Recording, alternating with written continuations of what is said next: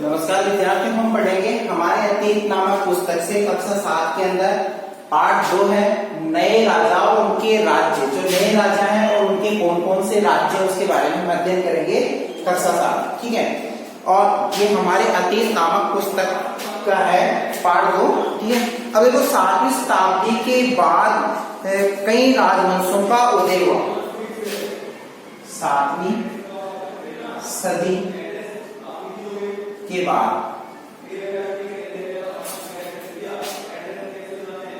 कई राजवंश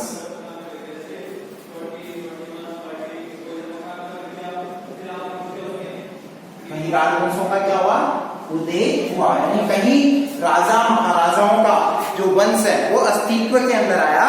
और उपमहाद्वीप के विभिन्न हिस्सों में 7वीं से 12वीं मतलब उपमहाद्वीप के जो 7वीं से 12वीं शताब्दी के बीच शासन करने वाले प्रमुख राजवंशों को दिखाया गया है। हमारे भारत के अंदर या भारत का जो मैप है उसके अंदर कई राजा महाराजाओं को दिखाया गया है जो जिन्होंने जहां शासन के एक तरीके से हमारा भारत का मैप है जिसमें प्रमुख राजवंशों के बारे में क्या है इसके बारे में बताया गया है कि कहाँ किस तरीके से राजवंश क्या है अपना शासन स्थापित कर रहे हैं। उपमहाद्वीप है, इसको महाद्वीप तो कह नहीं सकते क्योंकि इधर जल है, इधर जल है, इधर जल है, तीनों जल है। लेकिन यहाँ जो स्तरीय भूभाग है, यहाँ का ऊपर का जो भूभाग कैसा स्तरीय, इस वजह से भारत को उपमहाद्वीप के नाम से भी जाना जाता है। ठीक है, अब हम पढ़ेंगे जो इसमें जो राजवंश है वो कहीं जगह पे अपना राजवंश स्थापित, उन्होंने अपना वंश स्थापित किया है। तब नए राजवंशों का उदय, अब नए राजवंश उनके बारे में अध्ययन करते हैं। नए राजवंशों का उदय, नए राजवंशों का जो उदय है उसके बारे में क्या बताया गया है कि 7वीं सदी आते आते, कौन सी सदी, 7वीं सदी आते आते उपमहाद्वीप के विभिन्न भागों में बड़े बड़े भूस्वामी, बड़े बड़े राजा महाराजा, भूस्वामी और योद्धा सरदार अस्तित्व में आए। यानी 7वीं सदी जब हमारे निकट आ रही थी, 7वीं सदी जब प्रादुर्भाव में थी उस समय कई राजवंश, कई बड़े बड़े भूस्वामी जिनके पास में बहुत बड़ी जागीर हो, ठीक है, और बड़े बड़े योद्धा, ऐसे योद्धा अस्तित्व के अंदर आ चुके थे। यानी ये शासन कर रहे थे और राजा लोग प्राय उन्हें अपने महादत्त या सामंत के रूप में मान्यता देते थे। और जो अस्तित्व के अंदर जो आए थे जिसमें बताया गया कि राजा लोग प्राय मतलब राजा उनको क्या कहते थे, महादत्त कहते थे, सामंत राजा लोग प्राय महादत्त या सामंत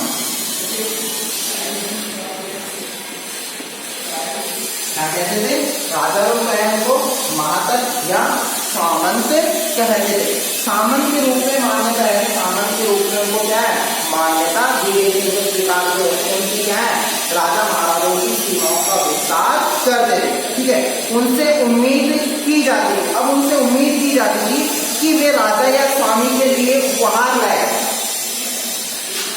ये है राजा स्वामी के लिए उपहार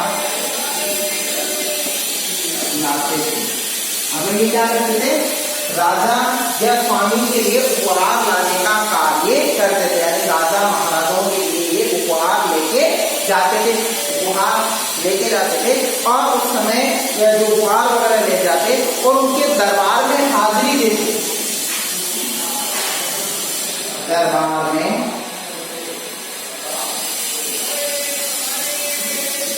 हाजिरी देते। हाजिरी देने से तात्पर्य उपस्थिति, मतलब अपनी उपस्थिति दर्ज करवा देते कि हम आपके अधीन हैं, हम आपके साम्राज्य की रक्षा कर रहे हैं और हम आपके साम्राज्य को और भी क्या है बढ़ाने का कार्य कर रहे हैं। ठीक है, उपहार लाए, दरबार में हाजिरी देते और सैन्य सहायता प्रदान करें, मतलब और इनके अलावा ये सैन्य सहायता सैन्य सहायता देते, मतलब सैन्य सहायता भी इनके द्वारा क्या की जाती थी, दी जाती थी, सैनिकों की सहायता इनके द्वारा दी जाती थी।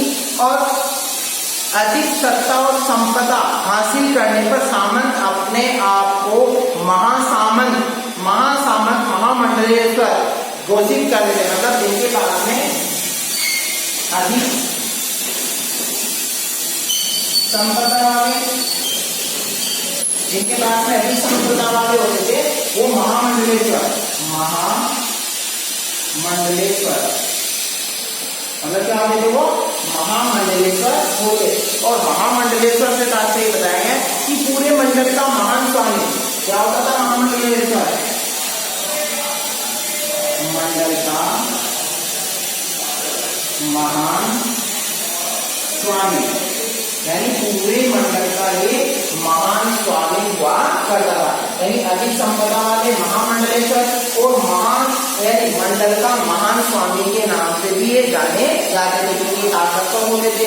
ठीक है, अब संपदा हासिल करने वाले और स्वामी के आधिपत्य में स्वतंत्र हो जाने का दावा भी करते थे, मतलब स्वामी के आधिपत्य के अंदर अपने आप को क्या कहते हैं, हम स्वतंत्र हैं, हम राजा के अधीन नहीं, ऐसा भी इनके द्वारा कहा जाता था। इस तरह से बताया गया कि दक्कन में राजपूतों का था, मतलब एक ऐसा साम्राज्य था दक्षिण के अंदर जो कि राजपूत वंश था, जो अपने आप को एक स्वतंत्र वंश के नाम से जानता था। ठीक है, शुरुआत में वे कर्नाटक के चालुक्य राजाओं के अधीनस्थ थे, मतलब राजपूत जो वंश था शुरुआत के अंदर जब ये बिल्कुल इनके पास में ताकत नहीं थी, मतलब एक ताकतवर सेना इनके पास में नहीं थी, तब तो अपने आप को एक ही रूप में स्वीकार कर रहे थे, मतलब चालुक्य के अधीन है। लेकिन जब इनके पास में अधिक संपदा आ गई, अधिक से अधिक क्षेत्रों पे इन्होंने अधिकार कर लिया, तो अपने आप को राजपूत वंश ने क्या बना लिया, मतलब एक स्वतंत्र क्षेत्र घोषित कर दिया, स्वतंत्र अस्तित्व हो गया उनका, मतलब अपने आप को स्वतंत्र घोषित कर दिया। चालुक्य राजाओं के अधीनस्थ थे इसी समय में। और जो 8वीं सदी के मध्य में एक राजपूत प्रधान दत्तीदुर्ग ने अपने चालुक्य स्वामी की अधीनता से इनकार कर दिया। दक्षिण में चालुक्य वंश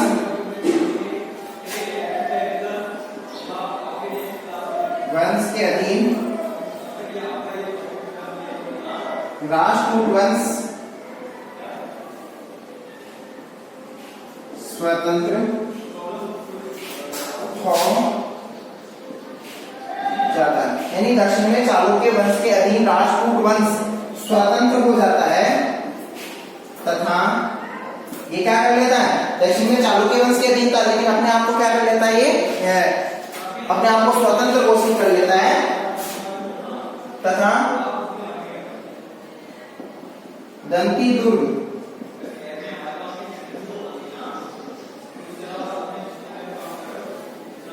अपने को चालुक्यों से अलग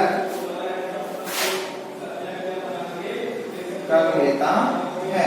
मतलब जो दंतीदुर्ग नामक जो शासक हुआ था किसमें, राजपूत वंश के अंदर, जिसने अपनी स्वतंत्र सत्ता स्थापित कर ली और चालुक्यों की अधीनता मानने से भी इनकार कर लिया था, अपने आप को एक स्वतंत्र। तो इस तरीके से 7वीं शताब्दी के अंदर ऐसे कई सामंत अपने आप को अलग राजा मान लेते हैं, अपने आप को स्वतंत्र घोषित कर लेते हैं, जिससे इनके अलग अलग क्या हो जाता है, अलग अलग क्षेत्रों के अंदर ये अपना साम्राज्य स्थापित कर लेते हैं। इस वजह से नए राजवंश अस्तित्व के अंदर आ जाते हैं। ठीक है, यही वजह रही थी। और दूसरी चीज ये बताई गई है कि चालुक्य स्वामी की अधीनता स्वीकार करने से इसके द्वारा इनकार कर दिया गया था, और जब उसे हराया और हिरण्य गर्भ यानी शाब्दिक अर्थ सोने का गर्भ, मतलब हिरण्य के गर्भ मतलब सोने का जो गर्भ है, हमें एक अनुष्ठान भी किया, और जब ये अनुष्ठान ब्राह्मणों की सहायता में संपन्न किया जाता तो ये माना जाता था कि इससे याजक मतलब जो इसके द्वारा जो बताया गया है कि जन्मना क्षत्रिय न होते भी क्षत्रिय के रूप में दोबारा क्षत्रियत्व प्राप्त कर लेगा। ऐसा बताया गया है कि जो क्षत्रिय राजवंश नहीं है, जो क्षत्रिय नहीं है, जो राजा, वो इस तरीके का यज्ञ करता था। इस तरीके का यज्ञ करके ऐसा बताया गया कि वो क्षत्रिय नहीं होते हुए भी अपने आप को किसमें विलीन कर लेता था, क्षत्रियत्व प्राप्त कर लेता। मतलब अब जिसके द्वारा ये यज्ञ कर लिया गया, क्षत्रिय नहीं होते हुए भी, तो भी वो अपने इस यज्ञ के पश्चात क्या हो जाता था, क्षत्रिय हो जाया करता था। ऐसा इस यज्ञ की महिमा बताई गई है। कुछ अन्य उदाहरण और देखने को मिलते हैं जिसमें परिवारों के पुरुषों ने अपनी राजशाही कायम करने के लिए, जो परिवार बड़े बड़े परिवार हैं उनके वो पुरुष हैं, तो उन्होंने अपनी राजशाही कायम करने के लिए सैन्य कौशल का इस्तेमाल किया। मतलब सेना इकट्ठी की और एक अलग अपना स्वतंत्र क्षेत्र घोषित कर लेते हैं।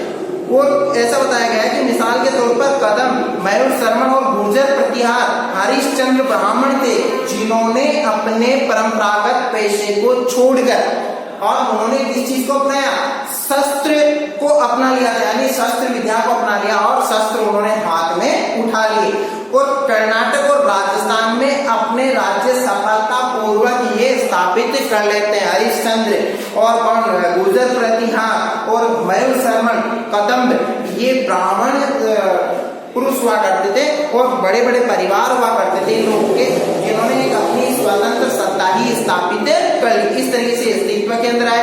अब राज्यों में प्रशासन, राज्यों में प्रशासन किस तरीके से स्थापित होता है, तो राज्यों में प्रशासन के बारे में करते हैं। राजा इस तरीके से अस्तित्व के अंदर आते हुए जा रहे थे। अब राज्यों में जो प्रशासन है वो किस तरीके से चलता है,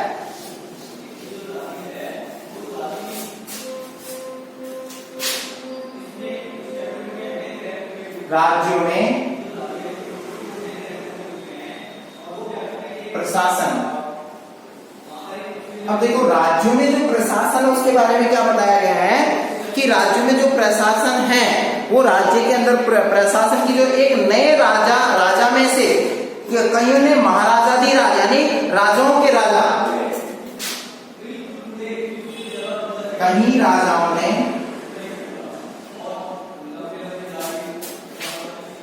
महाराजाधिराज, मतलब अपने आप को क्या घोषित कर लेता है, महाराजाधिराज, मतलब राजाओं के राजा। त्रिभुवन चक्रवर्ती यानी तीन भुवनों का स्वामी, यानी तीन लोक का स्वामी मान लेते हैं त्रिभुवन।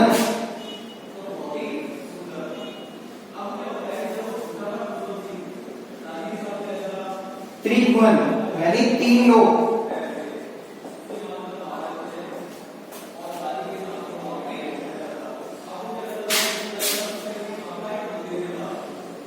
तीन लोक का स्वामी मानता है। देखो कहीं राजाओं जो कि महाराजाधिराज, जो कि त्रिभुवन मतलब अपने आप को त्रिभुवन यानी तीन जो लोक है, तीन लोक का क्या मान लेता, अपने आप को स्वामी मान लेता है, अपने आप को तीन लोक का स्वामी मान लेता है। कहीं राजा ऐसे हुए थे जिन्होंने इस तरह की उपाधियां धारण कर ली। इसी तरह की अन्य भारी भरकम उपाधियां धारण की गई थी। इसी प्रकार की उपाधियां राजा महाराजाओं ने धारण कर ली अपना प्रशासन के दौरान। और इस तरह के दावों के बावजूद वे अपने सामंतों और साथ ही साथ क्या है कि किसान, व्यापारी और ब्राह्मण, जो किसान और व्यापारी और ब्राह्मण थे उनके साथ में यानी उनके संगठनों के साथ अपनी सत्ता की साझेदारी करते थे। मतलब ये राजा किसान, ब्राह्मण, ठीक है, किसान, ब्राह्मण और व्यापारी के साथ क्या करते थे, सत्ता की साझेदारी, सत्ता की। अब सत्ता की साझेदारी से ये तात्पर्य बताया गया है क्योंकि वो अपने आप को तो राजा है लेकिन इनको भी उच्च पदों पे आसीन कर देते और इनको भी इस तरीके का प्रलोभन दिया जाता था जिससे ये लोग भी क्या है कि सत्ता के अंदर साझेदार हो जाते और इनको भी कोई ऐसी रियासत का इनको मालिक बना दिया जाता था इन राजाओं के द्वारा। तो इस वजह से इस लालच के अंदर ये उस राजा के समक्ष हो जाते थे, उस राजा के साथ हो जाते थे। इन सभी राज्यों इन सभी राज्यों में उत्पादकों अर्थात किसानों, पशुपालकों, कारीगरों यानी उत्पादकों, किसानों व कारीगरों से संसाधन इकट्ठे किए जाते थे। यानी इन लोगों से क्या करते थे ये लोग, राजा महाराजा इनसे संसाधन वगैरह इकट्ठा करते थे और संसाधन इकट्ठा करके मतलब इनसे संसाधन जुटा के इनको अक्सर अपने उत्पादों का एक हिस्सा त्यागने के लिए मनाया जाता था। अब इन लोगों से क्या है कि कर के रूप में वसूली की जाती थी। अब इनको कि ये हिस्सा है, अब ये सब कुछ उत्पाद है, इस उत्पाद में से एक हिस्सा आपको राजा को जमा करवाना होगा, जिसे कहते हैं कि राजस्व के रूप में जमा करवाना होगा। कभी कभी इस हिस्से को लगान मानकर वसूला जाता था। उत्पादक वर्गों से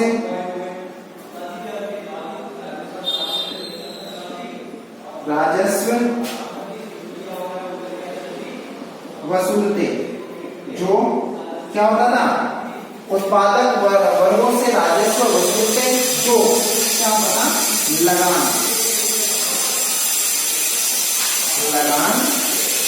कहते थे।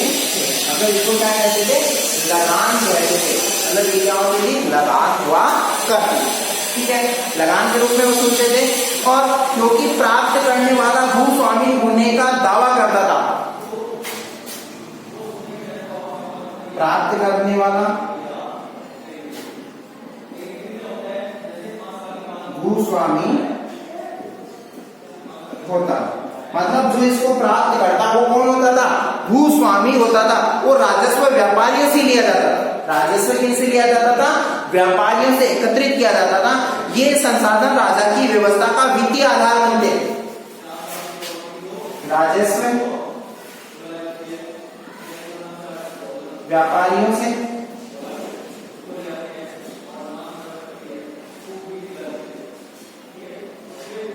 यह है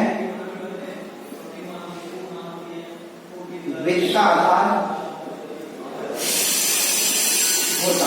मतलब राजस्व किसका आधार होता था, वित्त का आधार होता। मतलब इससे क्या है, आगे के जो कार्य है वो इस आधार से यानी इस लगान से या इस राजस्व से आगे के कार्य संपादित किए जाते थे, ठीक है।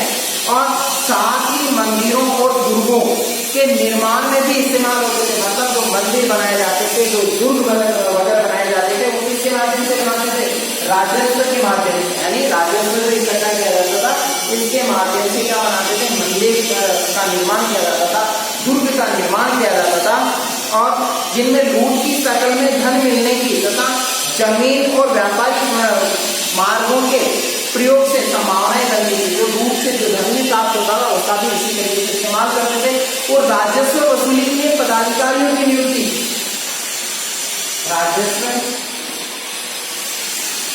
वसूली पदाधिकारी मतलब राजस्व वसूली किससे की जाती थी, पदाधिकारियों के माध्यम से की जाती थी। जो पदाधिकारी होते थे वो राजस्व वसूली का कार्य करते थे। मतलब राजस्व वसूलने का काम उनके द्वारा उनकी गिनती। और प्रभावशाली परिवारों के बीच इसलिए की जाती, जो धन संपन्न जो वर्ग होता था उसी से ये राजस्व वसूला जाता था, वंशानुगत होती थी। और ये जो वसूलने की जो तरीका होता था वो वंशानुगत होता था। और सेना में भी ऐसा ही होता था। कई बार राजा के निकट संबंधी इन ओहदों पर होते थे। मतलब जो राजस्व वसूली का काम करते थे वो राजा के निकट संबंधी लोगों के द्वारा ऐसा कार्य किया जाता था, ठीक है। तो इस तरीके से नए राजा और उनके नए राज्य और उसमें किस तरीके की कार्य किस तरीके से क्रियाकलाप होते थे इसके बारे में नेक्स्ट हमारा वीडियो है प्रशस्ति और भूमि अनुदान, इसके बारे में नेक्स्ट क्लास के अंदर अध्ययन करेंगे। धन्यवाद।